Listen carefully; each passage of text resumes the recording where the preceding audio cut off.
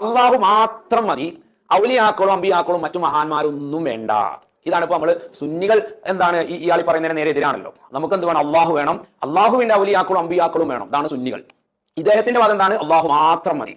ഈ ഒരു വാദം, ഈ ഒരു ആശയത്തിന്റെ ചൊയ അത് നമ്മൾ കാലങ്ങൾക്ക് മുമ്പ് നമ്മൾ കേട്ടിട്ടുണ്ട്. ആരാണത്? സാക്ഷാൽ ഇബ്ലീസ് ലഅനത്തുല്ലാഹി അലൈഹിയാണ്. എന്താ ഇബ്ലീസിന്റെ പ്രത്യേകത? ഇബ്ലീസിന്റെ വാദം തന്നെയായിരുന്നു, അള്ളാഹു മാത്രം മതി. എന്തേ? ഇബ്ലീസിന് അള്ളാഹുവിന് ഇബാദത്ത് ചെയ്യുന്ന വിഷയത്തിൽ എന്തെങ്കിലും കുറവുണ്ടായിരുന്നോ? ഒരു കുറവുണ്ടായിരുന്നില്ല.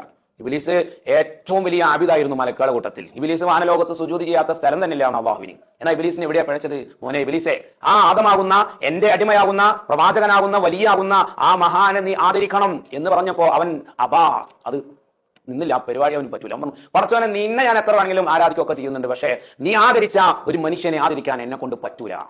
ഈ ഒരു അഹങ്കാരം കൊണ്ട് മഹാന്മാരെ ആദരിക്കാനും സ്നേഹിക്കാനും മടി കാട്ടിയതിന്റെ പേരിലാണ് നിങ്ങളുടെ നേതാവാകുന്ന ഇബ്ലീസ് പിഴച്ചു പോയത്. ആ ഒരു വഴിയിലേക്കാണ് മിസ്റ്റർ ബാലുശ്ശേരി നിങ്ങൾ ആളുകളെ ക്ഷണിക്കുന്നത് എന്ന് ഇനിയെങ്കിലും നിങ്ങൾ മനസ്സിലാക്കുക. ഇനി നിങ്ങൾ നോക്കൂ, അള്ളാഹു മാത്രം, വേറൊരു മഹാനും വേണ്ട എന്ന നിലപാട് ഇസ്ലാമിനുണ്ടോ? ഇല്ലേ ഇല്ല. ഒരാൾ മുസ്ലിം ആകണമെങ്കിൽ തന്നെ ലാ ഇലാഹ ഇല്ലല്ലാഹു മുഹമ്മദ് റസൂലുള്ളാഹിയെ കൂടെ വിശ്വസിക്കണം. അള്ളാഹുവിന്റെ കൂടെ നിബിധങ്ങളെയും കൂടെ അംഗീകരിച്ചാൽ ഒരാൾ മുഅ്മിനാവുന്നേ. ഇനി നോക്കുമ്പോൾ നിസ്കരിക്കുന്നുണ്ടല്ലോ നമ്മളെല്ലാവരും, മുജാഹിദ് സുഹൃത്തുക്കളും നിസ്കരിക്കുന്നുണ്ടല്ലോ. നിസ്കാരം എന്തായാലും അള്ളാഹുവിന് മാത്രമാണല്ലോ, അതിൽ വേറെ ആരും പറ്റൂലല്ലോ, ഉറപ്പാണല്ലോ. ആ നിസ്കാരത്തിൽ എന്തിനാണ് അത്തഹിയാത്തിൽ അസ്സലാമു അലൈക അയ്യുഹൻ നബിയു 1000 കിലോമീറ്ററുകൾക്കപ്പുറത്ത്, 5000 കിലോമീറ്ററുകൾക്കപ്പുറത്ത് മറവ് ചെയ്യപ്പെട്ട അവിടെ നിന്ന് അവിടുത്തെ റൗളയിലേക്ക് എന്തിനാണ് അയ്യുഹൻ നബിയു, ഓ നബിയായവരെ എന്ന് പറഞ്ഞുകൊണ്ട് വിളിക്കുന്നത്? എന്നിട്ട് എന്തിനാണ് അവിടത്തെയോട് സലാം പറയുന്നത്? അങ്ങനെ വിളിച്ചു കഴിഞ്ഞാൽ നിസ്കാരത്തിൽ നേരിട്ടുള്ള വിളി അള്ളാഹുവിന് മാത്രമല്ലേ പറ്റുള്ളൂ.